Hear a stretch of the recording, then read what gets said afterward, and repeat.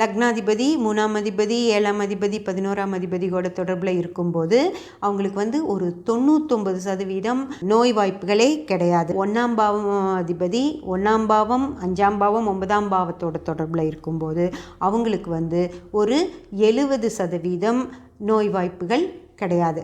ஆனால் 30% இருக்குது.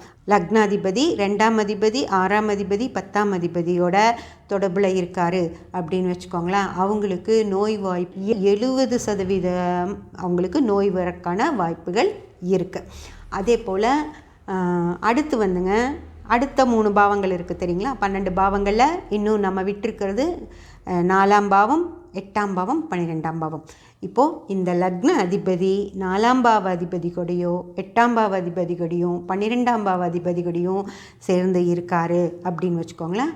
அவங்களுக்கு 100% நோய் வாய்ப்புகள் இருக்குது.